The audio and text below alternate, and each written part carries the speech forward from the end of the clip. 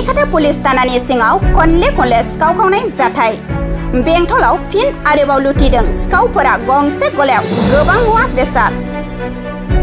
चिरां जिल्ला रुनिकाटा पुलिस थानानि सिङाव खनले सिखाव खावनाय जाथाया आथिखालाव सोलिबाय थानायखौ नुनो मोनबाय थानाय जादों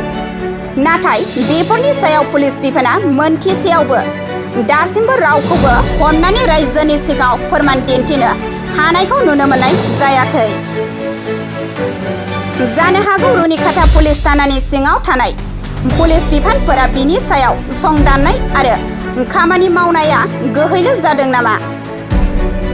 जायनि थाखाय सिखावफोरा खनले गोबां जायगायाव बेबादिनो लुथिबाय थानो खाबु मोनदों दिनैबो थांनाय हरावबो अखा जुब हानायखौ खाबु लानानै बेंटल पुलिस आउटपोस्टनि सेरावनो थानाय फानान्द मुसाहारिनि गंसे गलानिफ्राय गोबां मुवा बेसादखौ खावनानै लाङो सिनाय मोनै सिखावफोरा जायखौ गला बिगुमाजों लोगोसे बेंटल ओनसोलनिनो सुबुंफोरा दुखु मोननाय फोरमायो लोगोसे रुनिकाटा पुलिस थानानि सिङाव थानाय मोनफ्रोमबो आउटपोस्टनि पुलिस बिबानगिरि बिथांमोनखौ गोख्रैनो होबथानायनि राहा लानो खावलायदों रुनिकाटा माने आंनि दखानाव दिनै सिखाव हाबदों दा खयथायाव हाबखो मिथिला बेखौबो दा माल माथायाथ' लांजोबबाय मेथाइ लांबाय थाव लांबाय थांखु बायदिसिना बिदि बुस्थुफोरखौ लांजोबबाय आरो दा ओरैनो बेसेबांसो रांनि ओरैनो दा दंमोन 30-35 हाजारनि दंमोन माला बे बुस्थुआ दा गैला ओरैनो चक्लेट मोननै मोनथामसोल' बयाम गालांदों सिगाङावथ' बेबायदि खावफेराखैमोन गोदान खुलिजेननायनिफ्राय दिनैसिम सिखाव गैफेरामोन एबारसो फार्स्ट खावजेनबाय आरो सन्देहआथ' दा जोंलाय आरो सोरखौथ' सन्देह खालामबावनो जों दा मिथिला दा सोर खावदों सोर खावा दा जोंथ' मिथिला बेखौ दा बेनो आरो पुलिस प्रशासनखौ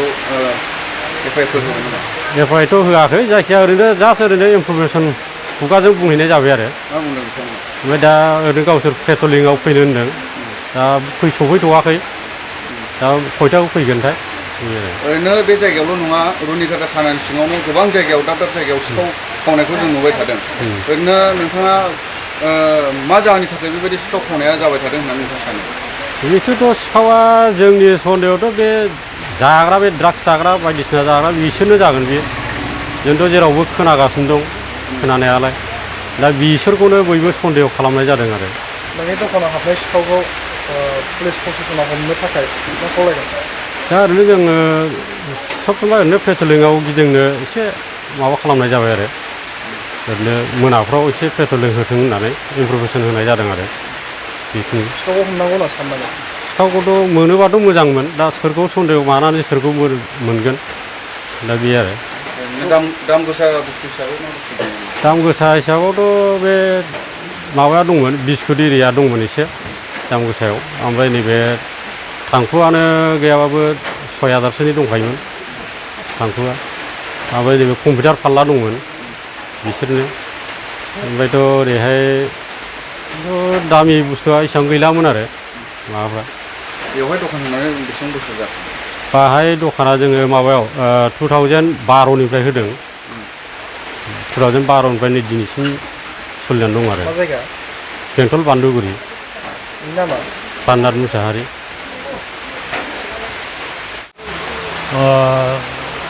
बेथ' जोबोरैनो गाज्रि एक्सुवेलि जोंनि जायगायाव बेफोरबायदि जानो नाङा खिन्थु बेबो बेजोंनो मावना जानाय मानसि खोब खस्थ' मोनो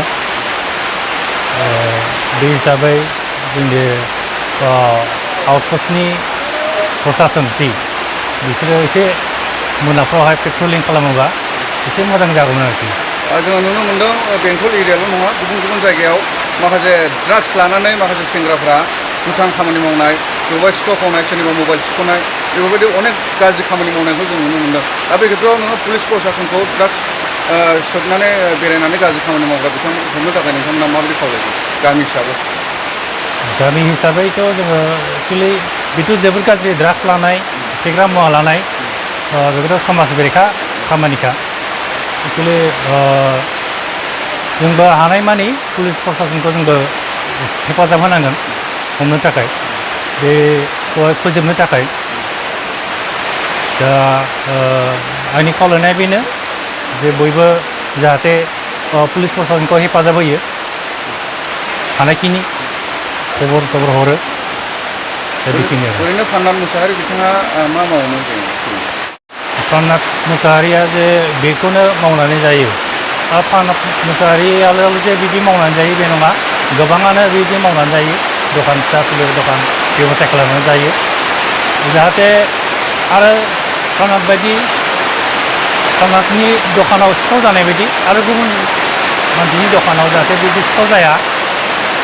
दा बिनि थाखाय आङो पुलिस प्रशासनखौहाय खावलायहरो टाइम मथे पेट्रलिं खालामो बेखिनि